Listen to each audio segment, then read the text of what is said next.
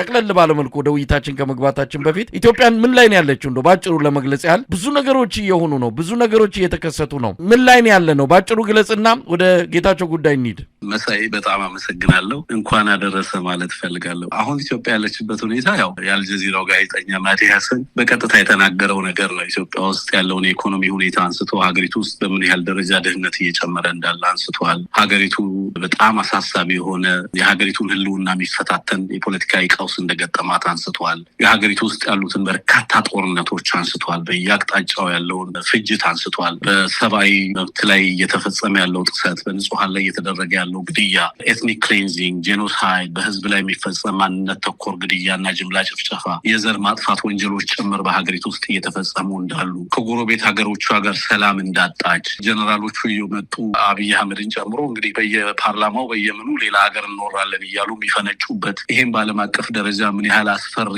እና ለቀጠናው ሰላም አደጋ የሆነ ኃይል ኢትዮጵያ ላይ እንዳለ የዓለም አቀፉ ማህበረሰብ እንደሚያውቅ በርካታ የፈረማቸውን ስምምነቶች መተግበር የማይችል አገዛዝ እንደሆነ ፕሪቶሪያን ጨምሮ ሌሎችም ስምምነቶች ከሶማሌላንድ ጋር የነበረውን ሁሉ ስምምነቶች መተግበር የተሳነው አገዛዝ እንደሆነ ሀገሪቱ ዘርፈ ብዙ ቀውስ ውስጥ እንዳለች በህዝቦች መካከል የነበረው ማህበራዊ ትስስር በከፍተኛ ደረጃ እንደተበጣጠሰ በጣም በርካታ እንግዲህ በማዕከላዊ መንግስቱና በክልል መንግስታት መካከል አለመተማመን ከምን ጊዜ በላይ የጨመረበት የኢኮኖሚ ቀውሱ በህብረተሰቡ ኑሮ ላይ በከፍተኛ ደረጃ ጫና የፈጠረበት በዓለም አቀፍ ደረጃ በቀጠናው ላይ ከባድ ውስብስብ ችግሮችን እየፈጠረ እንዳለ እና ያገዛዙ ጣፈንታ ከነገ ዛሬ ምን ሊሆን ይችላል ተብሎ በዓለም አቀፍ ደረጃ በከፍተኛ ስጋት የሚታይ ሁኔታ ሀገሪቱ ላይ እንዳለ በደንብ ሲያነሳ የነበረው በአጠቃላይ እንግዲህ የልክ ዛሬ ኤቢሲ ላይ ሳነሳው ነበር ሁለተኛው ዓለም ጦርነት ጊዜ ጆርጅ ፓተን የዚህ የአሜሪካ ጀነራል አለ እንደሚባለው የአሜሪካ ጠላት መሆን አደገኛ ነው ይላል የአሜሪካ ወዳጅ መሆን ደግሞ ምን ያህል አደገኛ እንደሆነ የተናገረበትን ፌመስ ንግግር ብዙዎች ኮት እያደረጉ ሲናገሩ ሰማለውና ጌታቸው ረዳም የአብይ ወዳጅ መሆናቸው ምን ያህል ዋጋ ያስከፈላቸው እንዳለ የታዘምንበት ነውና አጠቃላይ ኢትዮጵያ ሁኔታ እጅግ አሳሳቢ ሁኔታ ነው እንደምታውቀው ያለው በዚህ ሂደት ውስጥ እንግዲህ አጭበርብሬም ቢሆን ምርጫ አደርጋለሁ ብሎ ከፍተኛ ተጋድሎ እያደረገ ነው በዓለም አቀፍ ደረጃም እንደዚሁ የራሱን መልክ ለመሸጥ ጥረት ያደርጋል በሀገር ውስጥ ያለውን ቀውስ ግን ለመፍታት ምንም አይነት ዝግጅት እንደሌለው አቅሙም እንደሌለው በተግባር እየተረጋገጠ ያለበት ሁኔታ ነው ያለው ከባድ ምስቅልቅልና ጂኦፖለቲካዊ ቀውስ ውስጥ እንዳለ ነው አገዛዙን የምትረዳው በሀገር ውስጥም ከፍተኛ እንግዲህ ቀደም ባነሳው መመዘኛዎች ከፍተኛ ቀውስ ውስጥ ያለ ሀገር እንደሆነ ነው መሳይል አነሳለ የሚችለው ትንግርቱ አሁን ወደ ጌታቸው ከመግባቴ በፊት ብዙ ነገሮችን አንሳል አብይ አህመድ ሰሞኑን የውጪ ገጽታውን ለመገንባት ያላደረገው ጥረት የለም በደቡብ አፍሪካ ቡድን 20 ሀገራት ስብሰባ ላይ ምንም ነገር በሌለበት በሀገር ውስጥ ለተከታታይ ቀናት ነው ከፍተኛ የዲፕሎማሲ ስኬት አግኝተናል በሚል ከፍተኛ ዘመቻ የተካሄደው የሲንጋፖርና የማሌዥያ ጠቅላይ ሚኒስትሮችን ሀገር ውስጥ ድረስ በመጋበዝ ነው በአብይ አህመድ ግብዣ መተው ምንም ነገር ስምምነትም ሆነ ኢትዮጵያን ሊጠቅም የሚችል አንዳች ዲፕሎማሲ ውጤት ሳይገኝ ነው መሪዎቹ ተዝናንተው በኢትዮጵያ አየር መንገድ ተመልሰው ወደ ሀገራቸው ሄዱትና ገጽታ ለመገንባት በሚል የሄደው ርቀት በራሱ ከፍተኛ ኪሳራ ያደረሰበትን መሆኑን ነው የሰማነው በኢኮኖሚ ረገድ የኢትዮጵያ ብር አሽቆልቁሎ በአሁኑ ሰዓት በተለያየ መረጃ ምንጮች እንደሚገለጸው ከሆነ ከ200 ብር በላይ ሆኗል የአንድ ዶላር ምንዛሪ ዋጋ ኢትዮጵያ ይህንን እንዴት ልትወጣ እንደምትችል እንግዲህ የሚታወቅ ነገር የለም አገዛዙ እንዳልከውም ለዚህ ዝግጁ አይደለም ሀገሪቱን ከገባችበት ዘርፈ ብዙ ችግር ለማውጣት አቅምም ሆነ ፍላጎትም ችሎታም እንደሌለው የታየበት ሁኔታ ነው የተፈጠረው ምናልባት እዚህ ላይ የተወሰነ ነገር ማለት የሚቻል ከሆነ ሰሞኑን የህዝብን ትኩረት ለማስቀየስ በተለይም ደግሞ በአማራ ክልል የፈጸማቸው ወንጀሎች አስገድዶ መድፈርን ጨምሮ ከፍተኛ አሰቃቂ ወንጀሎችን የሰራበትን ለማድበስበስ እንደዚሁ አንድ ተውኔት የሰራበትንም ከወረኢሉ የሰማንበት አጋጣሚ ነው ያለው ብዙ ነገሮች እየተደረገ ነው ያለው ምናልባት የመጨረሻው ዘመን ላይ የአብይ አህመድ አገዛዝ ደርሷል ወይ ብለን ግምት እንድንወስድ የሚያደርጉ ነገሮች ናቸው እየተከሰቱ ያሉት ምን ማለት ይቻላል እዚህ ላይ ከዚህ በፊት የዓለም አቀፍ ተቋማት ሚዲያዎችን ጨምሮ ሰፕረስ ያደርጋል የሰብአዊ መብት ተቋማት ሪፖርቶችን እንዳያወጡ ያደርጋል እነዚህ ሚዲያዎች በነገራችን ላይ ሪፖርት ሲያወጡ አገዛዙ ምንም አይነት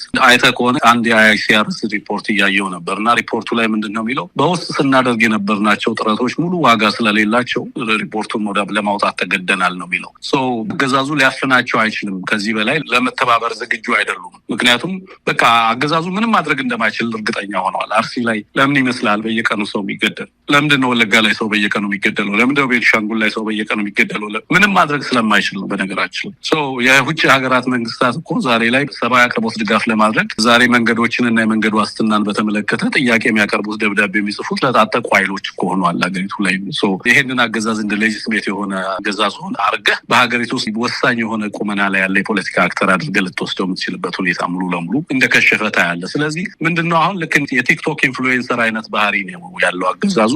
ራሱን ፎቶግራፍ እየቸረቸረ በአደባባይ በመረበሽ ድምጽ ማሰማት የሚፈልግ ኃይል ታውቃለህ። ስለራሱ ብቻ ነው። በተጨባጭ ሀገሪቱ ምን አይነት ሁኔታ ውስጥ እንዳለች አሁን እሱ የማሌዥያ እና የሲንጋፖር ሰዎችን ወደ ሀገሪቱ ውስጥ ጋበዝኩ ይላል። መጥተው ገንዘባቸውን እንደሚያፈሱለት ተስፋ ያደርጋል። ግን ደግሞ ግሎባል ኢኮኖሚክስ እንደዛ አይሰራም። ግሎባል ኮመርስ እንደዛ አይሰራም። የዓለም አቀፍ ትሬድ እንደዛ አይደለም የሚሰራው። በዳታ ላይ ተመስርተው ሳይንሳዊ ትንተና የሚሰጡ ናቸው። ዝም ብለው ናይቭ አይደሉም። አንተ መጥተህ በቴሌቪዥን ስላሳያቸው፣ መንገድ ወስደህ መብራት ስላሳያቸው መጥተው ገንዘባቸውን የሚበትኑ አይደሉም። እንደዛ ቢሆን ኖሮ የኤፍዲአዩ ዛሬ የት በደረሰ ነበር። እንደዚህ የምታታልለው ነገር የለም። የኢትዮጵያ ሕዝብ ነባራዊ ሁኔታውን የኢትዮጵያን ሕዝብ በቴሌቪዥን እንደሚያታልለው አይነት የዓለም አቀፉን ማህበረሰብ ማታለል አይችልም። እየሄደ ከተለያዩ ሀገራት ጋር የረባ ዲፕሎማሲያዊ ኢንጌጅመንት ሳይኖረው ከሌሎች ሀገራት ጋር ለምን እንደሄደ ከእያንዳንዱ ሀገር ምን እንደሚፈልግ በተገቢው መንገድ ያልተተነተነ የውጭ ጉዳይ ፍላጎት ያለው አገዛዝ እየሄደ ከእያንዳንዱ ሀገር መሪ ጋር ፎቶግራፊ የተነሳ ህዝብን ለማናደድ በሚመስል መልኩ እንጂ ተጨባጭ የሆነ ለውጥ ሊያመጡ በሚችሉ ጉዳዮች ለምሳሌ ያደረጋቸው የፎቶ መነሳት ሂደቶች ሁሉ ለኢትዮጵያ ሰላም ምን ፋይዳ ያመጣሉ የሚለውን አንድም የሚገመግም ሰው አታገኝም በዚህ ስብስብ ውስጥ ማለት ነው። ሀገሪቱ ውስጥ ላለ የፖለቲካ ስብራት ምን አይነት መፍትሄ አለው? ለዚህ ሁሉ ጦርነትና ፍጅት ምን መፍትሄ ያመጣል? ማንም መልስ አይሰጥህም። ለሀገሪቱ ኢኮኖሚ ስብራትና ድቀት ምን መፍትሄ ያመጣል? ምንም። እነዚህን ሁሉ ሀገሪቱ ውስጥ ያለው ድቀት መሰረቱ ሀገር ውስጥ ያለው የፖለቲካ ስብራት፣ ሀገር ውስጥ እያካሄደ ያለው ጄኖሳይዳል ጦርነት እንደሆነ እየታወቀ እሱ ግን ከሌሎች ሀገራት ጋር እየሄደ ኑና ሀገሬ ላይ ኢንቨስት አድርጉ፣ መሬት እሸጥላችኋለሁ፣ ከአርሶ አደር ነጥቄ ፓርኮችንም ቢሆን አከራያችኋለሁ፣ ልክ ደቡብ ምዕራብ ላይ እንዳደረገው እንደዚህ እያደረገ ለማታለል ይሞክራል። ግን በርካታ ሀገራት በዚህ አይነት እብደት ውስጥ እና እንደዚህ አይነት የሌባ ግንኙነት ስርዓት ውስጥ መጥተው ገንዘባቸውን ሀብታቸውን ሊያፈሱ የሚችሉበት ሁኔታ የለም። እንደተለመደው ህዝብን የማታለል ለፎቶግራፍ ማህበራዊ ሚዲያ እንግዲህ ይኸው ተሰሚነታችን ጨምሯል ለማለት ያህል ይህንን ያደርጉታል። በተጨባጭ ግን ምን አመጡ ብትለኝ ምንም የሚያመጡት ለውጥ ምንም እያመጡ ያሉት ለውጥ እንደሌለም ማሳያ ነው። ለሀገሪቱ ቢያንስ መሰረታዊ የሆነ ፖለቲካዊ ለውጥ በሀገሪቱ ውስጥ እንዲመጣ የሚያስችል አንድ ሚዲየተር እንኳን በዓለም አቀፍ ደረጃ ማግኘት አልቻለም። ባለፈው ፓርላማ ላይ ሲናገር ሰምተዋል። አሜሪካኖቹን አስታርቁናልን፣ ቻይኖቹን አስታርቁናልን፣ የአውሮፓ ህብረትን አስታርቁናልን። ዋት ምን አመጡ? ምንም አላደረጉለትም። ምክንያቱም ስፖይለር እንደሆነ ያውቁታል። በህግ የሚመራ አይደለም፣ ፕሪንስፕልድ አይደለም፣ ገዳይ ነው፣ በሰብአዊ መብት ጥሰት የሚታወቅ ነው፣ ጦርነት በማወጅ የሚታወቅ ነው፣ በጥባጭ ነው። ቀጠናው ላይ ምንም የሚረባ ሪላያብል ፓርትነር እንዳልሆነ የአንድ ስቴት መገለጫ ፕሬዲክታቢሊቲ ነው። ይሄ አገዛዝ ግን ደሞስት አንፕሬዲክታብል በኢትዮጵያ ብቻ ሳይሆን በቀጠናው ላይ ከተነሱ ሀገራት ሁሉ እንደዚህ አይነት አንፕሬዲክታብል የሆነ ስርዓት በዛ አካባቢ ላይ ታይቶም ተሰብቶም የሚታወቅ አይመስለኝም መሳይ። እና እነዚህ ሁሉ ኪሳራዎች ናቸው። እንዳልከው ደግሞ ሲጋለጥ ነበር የነበረው እጅ ቆርጣሉ እያለ ለማሳየት ሞከረ። ራሱን እንደዛ ሲያጋልጥ ነበር የነበረው። በአንጻሩ ሲደፍራቸው ሲያስገድል የነበረው ህዝብ ላይ ጾታዊ ጥቃትን የጦርነቱ አካል አድርጎ እንደሚጠቀም ነው የተረጋገጠው መሳይ። በስፋት ጾታዊ ጥቃት እንዴት የዚህ የጦርነት አካል በሁሉም አቅጣጫ አንድን ህዝብ እንደሚያጠቃ፣ አንድን ህዝብ ለማዋረድ እንደሚሰራ፣ አንድን ህዝብ ለማጥፋት ሁሉንም አይነት መንገድ እንደሚጠቀም ትረዳለህና ስለ ነገ ስለ ሀገሪቱ ጣፈንታ በህዝቦች መካከል ስለሚኖር መስተጋብር ሳይጨነቅ ሁሉን ነገር ጥፋት የተባለን ሁሉ በአንድ ህዝብ ላይ ሲፈጽም ትመለከተዋለና ያ አልበቃ ብሎት ደግሞ አማራ እጅ ይቆርጣል ብሎ በይህንን ግራፊክ የሆነ ቪዲዮ ቀርጾ ለማሰራጨት ሙከራ ሲያደርግ ትመለከታለህ። እሱም ወደ ራሱ ግር የተኮሰበት እንደሆነ ትገነዘባለህና በሁሉም መንገድ ምን እየገጠመው እንዳለ የምትረዳው ነው። በአንጻሩ ደግሞ ሌሎች ኃይሎች እየሰማ ነው ሰሞኑን ከፍተኛ ጥምረት እያሳዩ ነው ያሉት። ሀገሪቱ ውስጥ ያሉ ኃይሎች ጠንካራ ትብብር እያሳዩ እንዳሉ እየተነገረ ነው ያለው። በተቃዋሚውም ረገድ በተለይ ደግሞ በተለያየ አይነት የሰላማዊ እንቅስቃሴ እናምናለን የሚሉ ኃይሎች ለመሰባሰብ ጥረት እያደረጉ እንዳሉ ትመለከታለህ። በዛ ረገድ ያለው ነገር ጠንካራ ነው ብዬ አላምንም። ግን ደግሞ ወታደራዊ ትጥቅን የሚከተሉ ኃይሎች ከፍተኛ ርብርብ እያደረጉ እንዳሉ ነው እየተረዳው ያለው። በመካከላቸው ትብብር እየተደረገ እንዳለ እመለከታለሁና አብይ አህመድ ሀገሪቱ ላይ የደቀነው አደጋ እጅግ አስፈሪና እጅግ ካታስትሮፊክ ብለው የሚገልጹት አይነት ነው ፈረንጆቹ። እጅግ አደገኛ ውጤት ሊያመጣ የሚችል እንደሆነ ግን ደግሞ ሀገሪቱን የማዳን ዕጣ ፈንታ በኢትዮጵያ ሕዝብ ላይ ነው ያለው። በተለይ ደግሞ በትጥቅም በሌላም መንገድ ይህንን ስርዓት እንታገላለን የሚሉ አክተሮች ይሄንን ተገንዝበው ከፍተኛ የሆነ ርብርብ ማድረግ ያለባቸው ጊዜ ነው ብዬ ነው ማምነው። ወደ ጌታቸው ቃለመጠይቅ በአልጀዚራ ላይ ወደዛ ነው ማልፈው። ምናልባት አንዳንድ ጉዳዮች አሉ ወደፊት በሰፊው ስንገናኝ የምናወራበት ይሆናል። አብይ አህመድ የኮፕ 32 የሚባል ከአየር ንብረት ጋር የተያዘ ዓለም አቀፍ ስብሰባ በኢትዮጵያ ይካሄዳል። እንግዲህ ይህንን ስብሰባ ለማካሄድ ደጅ ጠንቶ ብዙ ነገሮችን አማላጅ ልጎ ያገኘው ነው። ያው ገጽታ ግንባታ በሚል የሚዘጋጅ ነው። ኢትዮጵያ ምን የምታገኘው ነገር የለም። አብይ አህመድ እንደዚህ አይነት መድረኮችን በማዘጋጀት በዓለም አቀፍ ደረጃ የተበላሸውንና በጣም በከፍተኛ ደረጃ ወደ ታች ያሽቆለቆለውን ገጽታውን ለማስተካከል ከሚወስዳቸው እርምጃዎች አንዱ ተደርጎ ሊወሰድ የሚችል ነው። ለዛም አገር አቀፍ ኮሚቴ አቋቁሟል። በየኮሚቴው ስብሰባ ላይ እየተገኘ ማብራሪያ መስጠት፣ ያው የቴሌቪዥን መታየት፣ በስክሪን ላይ መታየት እንዲህ አይነቱን አጋጣሚ ይጠቀማል። እንግዲህ የኢትዮጵያ ሕዝብ በሚቀጥሉት ቀናትና ሳምንታት በዚህ የኮፕ 32 በሚባል የሚካሄደው የዓለም አቀፍ የአየር ንብረት ጉባኤ ፕሮፓጋንዳዎች የሚጨናነቅ እንደሚሆን ይጠበቃል። ሌላው 6 ግለሰቦች 5.6 ቢሊዮን ገንዘብ ዘርፈዋል የተባለበት የሰሞኑ ዜና ነው። እንደሚባለው ከሆነ ገንዘቡ ከ20 ቢሊዮን ብር በላይ እንደሆነ ነው የሚገለጸው። እንዲህ አይነት በጣም አስደንጋጭ መረጃዎች፣ ዜናዎች የሚሰሙባት ሀገር ናት ኢትዮጵያ። ወደ ጌታቸው ጉዳይ እንመለስ። እንዴት አየኸው? ውይይቱን ሲጠበቅ ነበረ። የ2-3 ደቂቃ ቁራጭ ሰምተን ስንወያይ የከረምንበት ብዙ ነገሮችን እንዲሁ ስንተነትን የቆየንበትን ጉዳይ ዛሬ ሙሉ ውይይት ከቀረበ በኋላ ብዙ ነገሮች እየተባሉ ነው። እንደው ባጭሩ ውይይቱን እንዴት አገኘው? ኮፓ 32ን በተመለከተ ስብሰባውን በተለይ ሜጃቸውን ለመቀንትን ለማለት እንደሚጠቀሙበት ያው ዩናይትድ አረብ ኤምሬቶች ለዚህም ገንዘብ እንደሚመድቡ ከዚህ በፊት የወጡ መረጃዎች ነበሩ። የአብይ ሽልማት እንዲያገኝ አብይ ኮንፈረንሶችን እንዲያዘጋጅ ምናምንና ምንም አይነት ፕላን የሌለው አገዛዝ እንደሆነ የምታውቀው ወዲያውኑ ሀገራዊ ኮሚቴ አዋቅሮ ምናምን ነገር ኮንፈረንስ ለማዘጋጀት ደፋ ቀና ሲል ትመለከተዋለህ። ምክንያቱም ይሄ አገዛዝ ማለት ፕሮፓጋንዳ በመሸጥ መተዳደር የሚፈልግ አገዛዝ ነው። የኢትዮጵያን ሕዝብ ከማሳመን ይልቅ የሌሎችን እውቅና የሚፈልግ አገዛዝ ነው እና በጣም አሳፋሪ አገዛዝ ነው። በነገራችን ሀገሪቱ ውስጥ የተከሰተው የማርበርግ ቫይረስ ምን ያህል ሀገራዊ ቀውስ እየፈጠረ ምን ያህል ፓኒክ በህዝብ ዘንድ እየፈጠረ ሀገሪቱ ውስጥ ያለው ቀውስ ሀገሪቱ ውስጥ ያለው የጦርነት የኢኮኖሚ ሁኔታ ምን ያህል አደጋ እየፈጠረ እንዳለ ያው እየታየ የኢትዮጵያ ህዝብ እሱን እያየ በእንደዚህ አይነት አስደንጋጭ ሁኔታ ውስጥ ያለ በእንደዚህ አይነት አስፈሪ ሁኔታ ውስጥ ያለ ህዝብ እሱ ወዲያው ሀገራዊ ኮሚቴ የሚያዋቅረው ኮንፈረንስ ለማዘጋጀት ነው። ፕራዮሪቲውን ተመልከት። ይሄ አገዛዝ ገባ ሌሎች መሪዎች ሲመጡ ወይንም ሌሎች ቱሪስቶች ሲመጡ የሚያዩት ነገር ይላል ሁሌ ይሄ ሰውዬ የቱሪስቶች ተወካይ ነው። ምንድነው ስለ ቱሪስት በየጊዜው የኢትዮጵያ ሪያሊቲ ለምንድን ነው መደበቅ የሚፈልገው? የኢትዮጵያን እውነታ መጋፈጥ ለምንድን ነው የተቸገረው? ይሄ ሰውዬ ከእውነት ጋር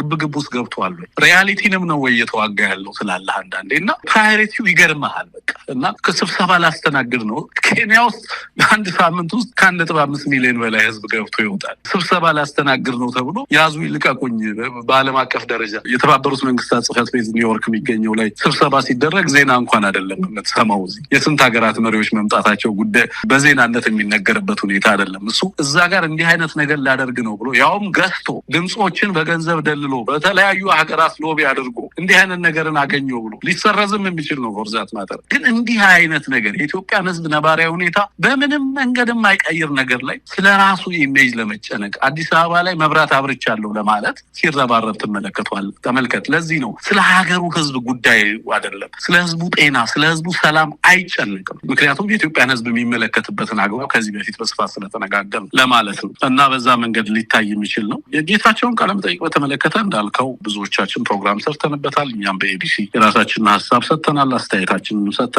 አሁን ጌታቸው ላይ በእርግጥ እንዴት ነው በር የሚለውን አጠቃላይ ሁኔታውን ለማንሳት ባለፈው እንግዲህ 2 ደቂቃ ተቀንጭቦ ወጥቶ በነበረው ቃለ መጠይቅ ላይ በተለይ አብይ አህመድን ለማዳን ጌታቸው ረዳ ምን ያህል ርቀት እንደሄደ ለማሳየት ተሞክሯል። በእርግጥም ጌታቸው ፖለቲካዊ ሞት የሞተበት ነው፣ ብዙዎቻችን የምንስማማበት ነው። ምክንያቱም አንደኛ ማህበራዊ መሰረቱንና ፖለቲካዊ መሰረቱን ሙሉ በሙሉ የነጠለበት ነው፣ ራሱን ከዛ የነጠለበት ነው። አሁን ጌታቸው ስለ ትግራይ መናገር የሚችልበትን እድል ነው ያጣው። ሁለተኛ ከአብይ አህመድ ጋር ራሱን አሶሼት ለማድረግ የሄደበት ርቀት የራሱን የፖለቲካዊ ሞት እንዲሞት አድርጎታል ብዬ ነው የማስበው።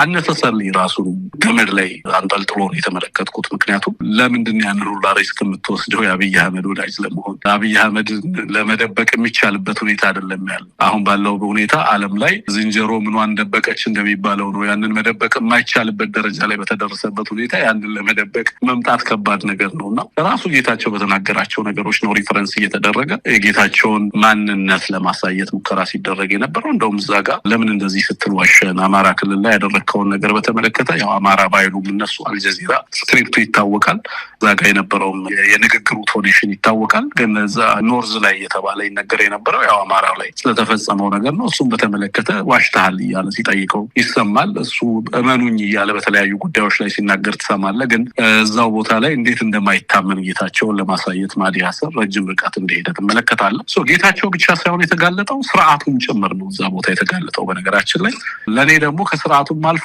በአማራ ላይ በሚደርሰውን ፍጅት በተመለከተ ደግሞ እንዴት የዓለም አቀፉ ሚዲያ ጭምር የዓለም አቀፉ ማህበረሰብም እንዴት እንደሚሰራ እንዴት ሆን ተብሎ ደግሞ የአማራውን ድምፅ አይዞሌት እንደሚደረግ እንዴት አማራው ከእንደዚህ አይነት ግሎባል እንትን ላይ ድምፁ እንዳይሰማ እንደሚደረግ ከሪፕሬዘንቴሽን ጀምሮ ፓናሊስቶቹን ስትመለከት አጠቃላይ የነበረው ሁኔታ እንዴት እንደሚሰራ የዓለም አቀፉ ኦርደር በደንብ ትገነዘባለህ ብዬ አስባለሁኝ። እና ጌታቸውን በተመለከተ በእርግጥም ትልቅ የስብና አሳሲኔሽን ነው የፈጸመው በራሱ ላይ። ሌሎች አይደሉም ይሄን ያደረጉት፣ ራሱ መርጦ ነው ባይነኝ እኔ ቾይስ። ስለዚህ he made a very bad choice ነው ብዬ ማስበው። ሶ ያ ቾይስ ደግሞ ሙሉ ለሙሉ የጌታቸውን የፖለቲካ ስብና የሚገድለው ነው ብዬ ነው ማስበው። እሱም በፖለቲካ ውስጥ ለመቀጠል ፍላጎት የሌለው መሆኑን እዛው ላይ ሲናገር ታያለ። የተናገረው እኔ እዛ ላይ ባደረገው ፐርፎርማንስ ለራሱ የሰጠው ግምት እስከዛሬ ለራሱ ሲሰጥ የነበረው ግምት ሙሉ ለሙሉ የተሳሳተ ግምት እንደነበረና አሁን የቆመበት አቋም ምን ያህል ዋጋ እንደሚያስከፍለው የተረዳበት መድረክ ነው ብዬ አስባለሁ። ሶ እዛው ጋር አይ ፓርቲንም እኔንም አስረክቤ በዚህ ሂደት ውስጥ ለመቆየት ፍላጎት የለኝም ሲል ከራሱ ጋር እዛው ጋር ሲጣላ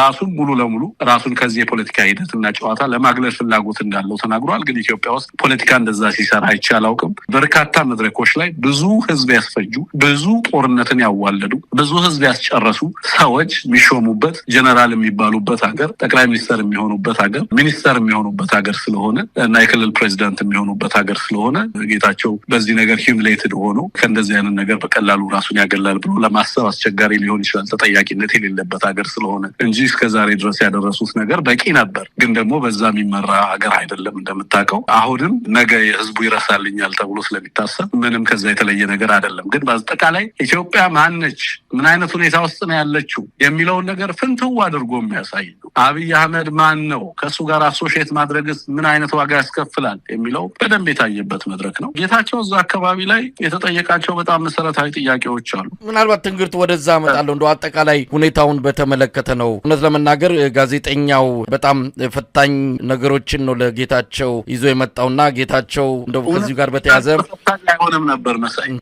እውነትን ለመጋፈጥ የፈቃደኛ ለሆነ ሰው ፈታኝ አይደለም። ግን ጌታቸው ገባህ እውነትን ለመጋፈጥ ሳይሆን ይኸውልህ ጌታቸው አብይ አህመድን በተመለከተ ትክክለኛ አሰስመንት በጦርነቱ ወቅት ሰርቷል ብዬ ነው የማስበው። አብይ አህመድን በተመለከተ የነበረው አሰስመንት ዛሬ ኢትዮጵያውያን የሚስማሙበት አሰስመንት ነው።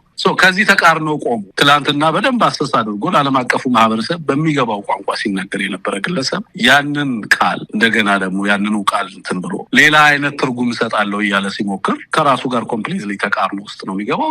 ከዛ በኋላ የሚናገረው ነገር ሎጂካሊ ራሱ ስለጌታቸው መጣል። አሁን ጋዜጠኛውን በተመለከተ አጠቃላይ የመድረኩን ሴታፑን ቀደም ሲልም አንስተከዋል። ፓናሊስቶቹ እነማን ናቸው አይተናቸዋል። ሶስቱም በመድረኩ ላይ የነበሩት ፓናሊስቶች ከኢትዮጵያ አጠቃላይ ሁኔታ ጋር በተያዘ ከአማራውም ትግል ይሁን ከኢትዮጵያዊነት ጋር በተያዘ ያላቸው አቋምና ሲያራምዱት የነበረው ነገር ምንድነው ብለን ወደኋላ ስንፈትሽ በትክክልም ጋዜጠኛው ለመድረኩ ፓናሊስት ብሎ ያቀረባቸው እውነት ለመናገር የሚወክሉ ናቸው ወይም የተለያዩ ድምጾችን የተለያዩ አመለካከቶችን የሚወክሉ ናቸው ብሎ ለመደምደም የሚያስቸግር ነው። ነገር ግን አብይ አህመድን በተመለከተ እንዲሳል የተፈለገበት ወይም ደግሞ በማወቅም ይሁን ባለማወቅ እንዲንጸባረቅ የተፈለገ የአብይ ማንነት አለ። አብይ አህመድ ሜጋ ብሎ ገልጾታል። ሜክ ኢትዮጵያ ግሬት አጌን፣ ኢትዮጵያን ተመልሳ ታላቅ እንድትሆን ማድረግ የሚል ነው። አብይ እንደዛ አይነት ሰው ነው ወይ? ጋዜጠኛው እንደዛ አድርጎ ለመሳል ያለፉትን የኢትዮጵያን ታላቅነቶች ለመመለስ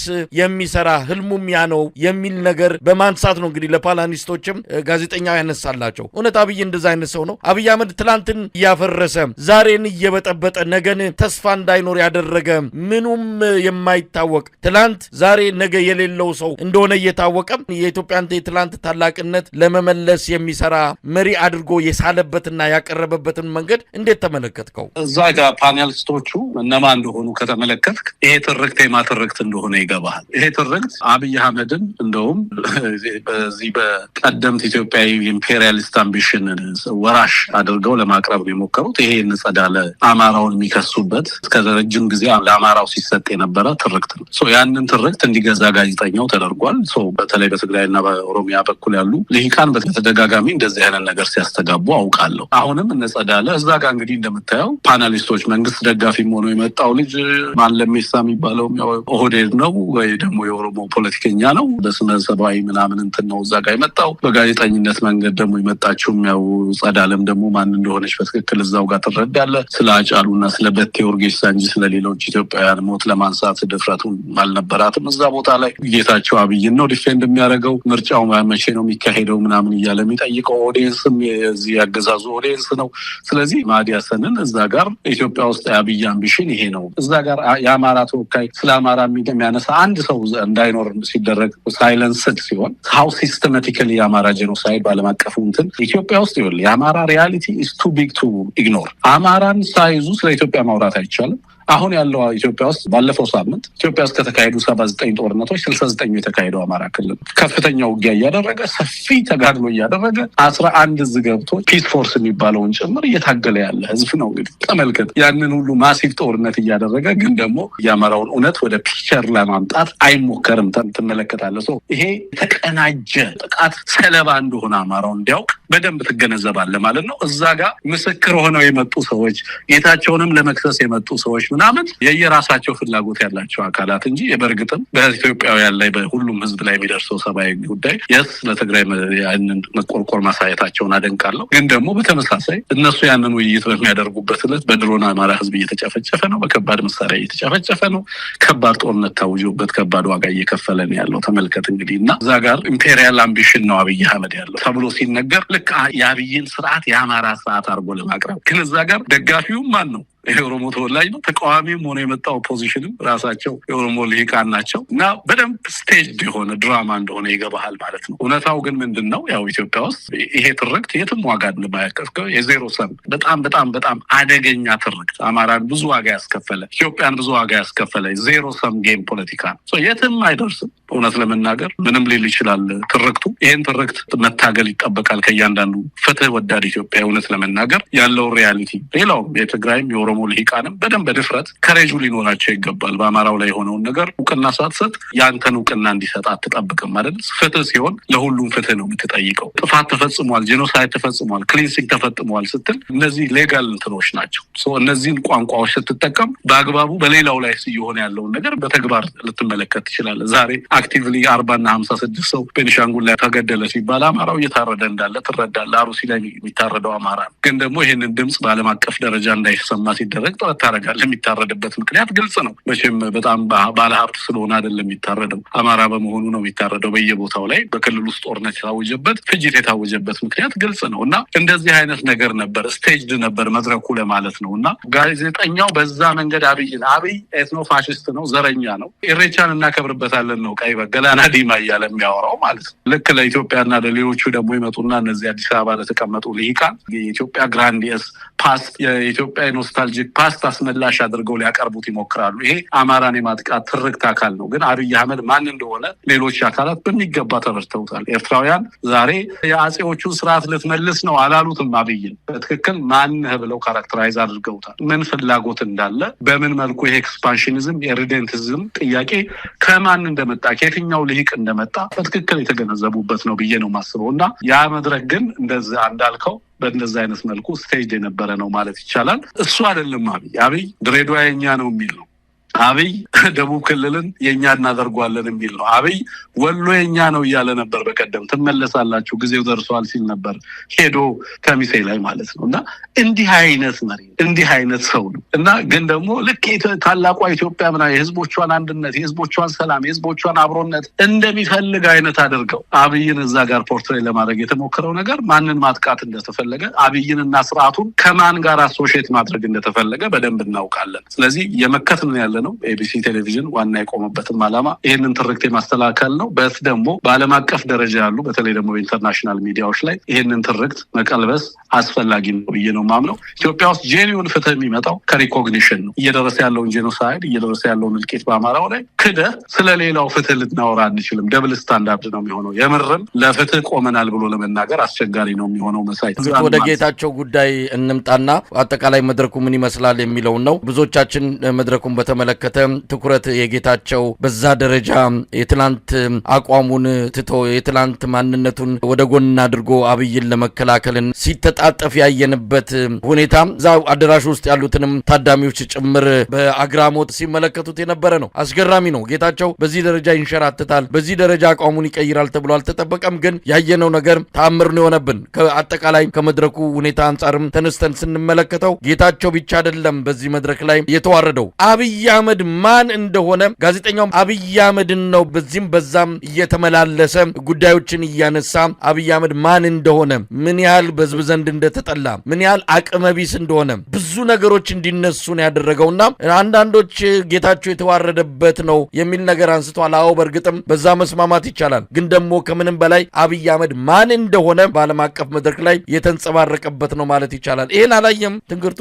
አይቻለሁ መሳይ፣ ትክክል በደንብ በሚገባ አብይ አህመድ እናቴ 7ኛው ንጉስ ትሆናለህ ብላኛለች፣ ለኢትዮጵያ የተመረጥኩ መሪ ነኝ ብሎ እንደሚያምን ዓለምን ካሳቁ ነገሮች እንግዲህ በዓለም አቀፉ ሚዲያ ፊት አብይ አህመድ ማን ነው፣ ራሱን እንዴት ነው የሚያየው የሚለውን ነገር በደንብ ህዝቡ እንዲያውቅ ነው። ሰው አገዛዙ ለሚያደርጋቸው ጥፋቶችም ሁሉ ራሱን ማን ነኝ ብሎ ነው የሚጠራው የሚለው ነገር በጣም መሰረታዊ ነው። ገባ?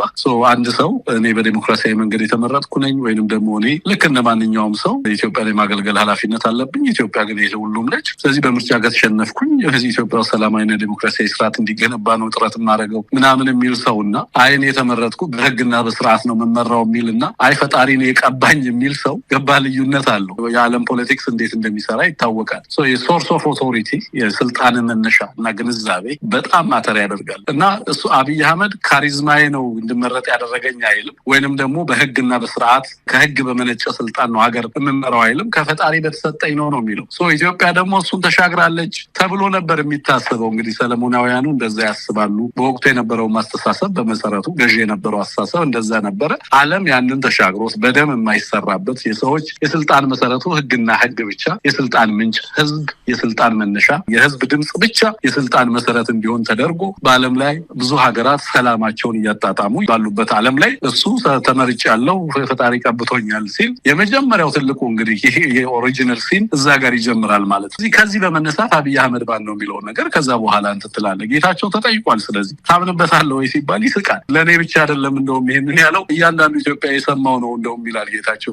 በህዝብ ፊት አይደል እንደ እንደዚህ ያለው ምናምን ይላል ማለት እንዲህ አይነት ነገሮችን ሊደብቅለት አይችልም። ገባ?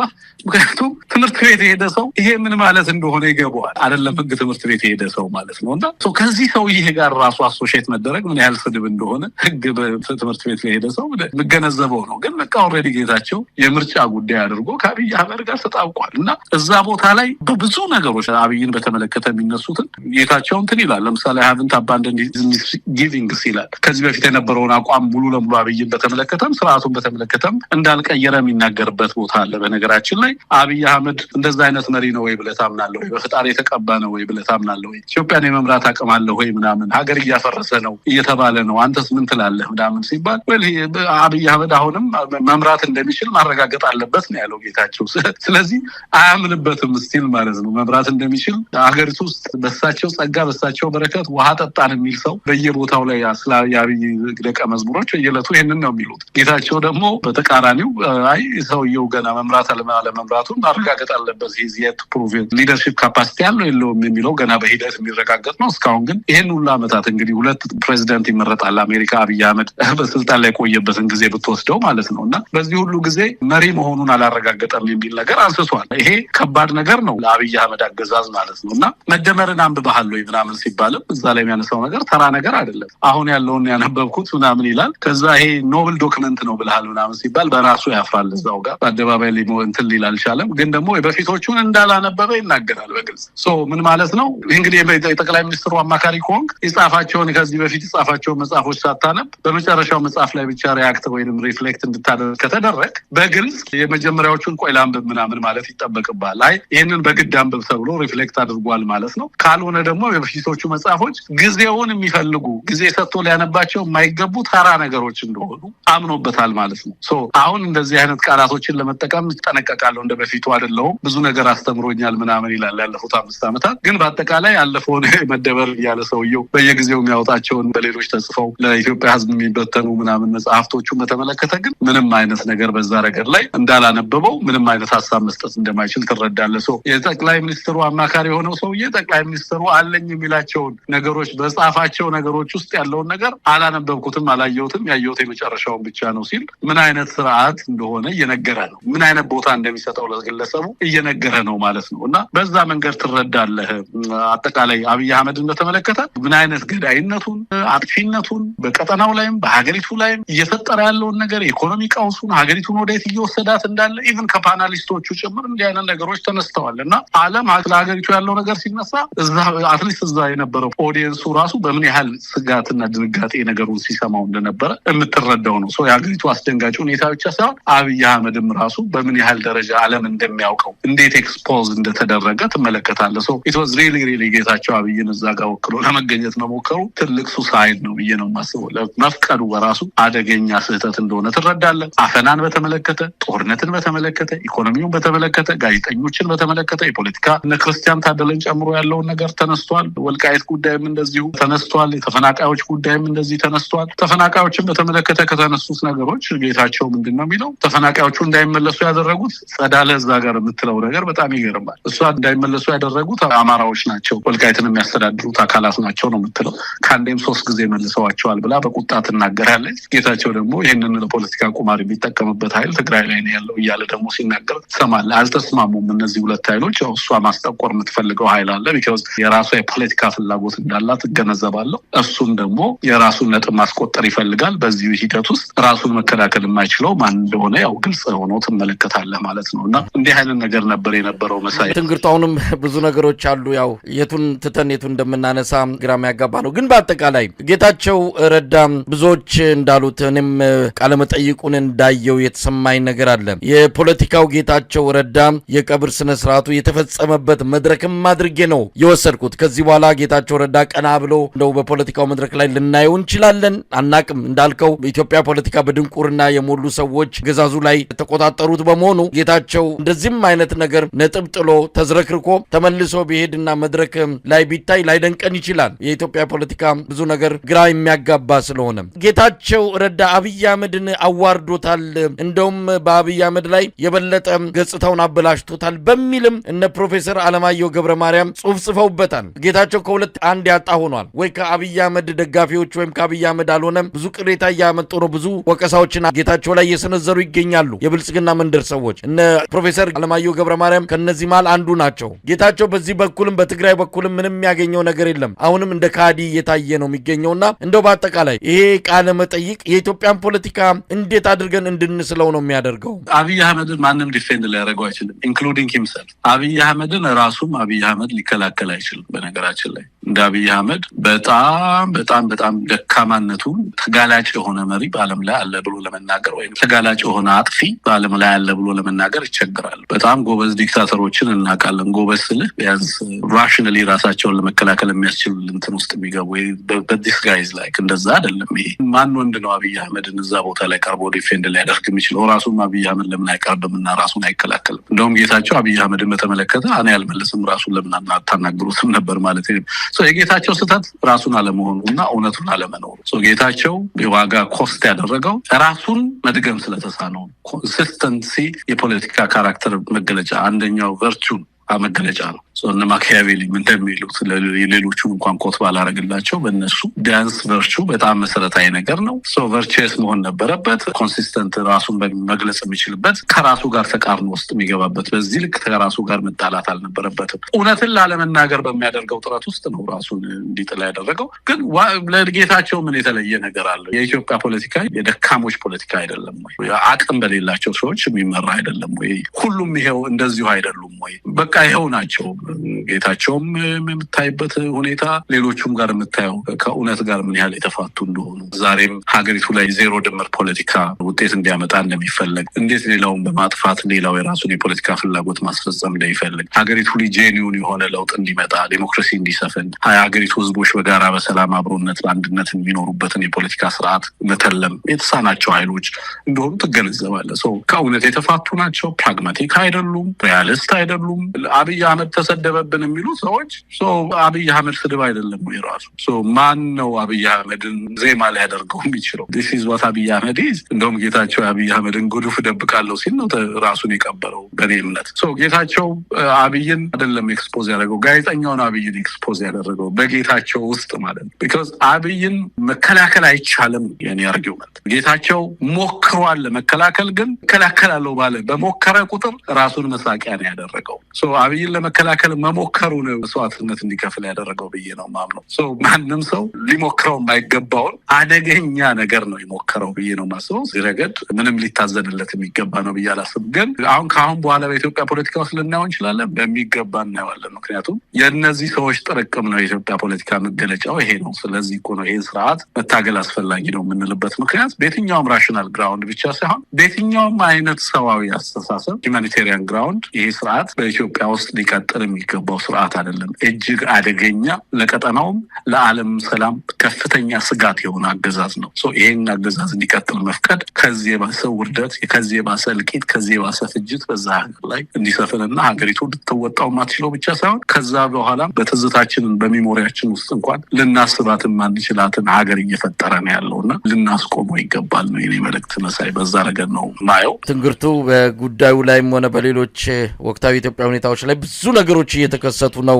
የጌታቸው ረዳ ጉዳይ መጥቶ ነገሮች ተሰብስበው በዚህ አንጻር ትኩረቱ ወደዛ ተደረገ እንጂ በኢትዮጵያ በርካታ አጀንዳዎች፣ በርካታ ነገሮች እየሆኑ ነው። ሰብሰብ አድርገን ደግሞ እነሱን በሌላ ጊዜ እንመጣበታለን። ትንግርቱ ገብረ ጻዲቅ ከኤቢሲ በጣም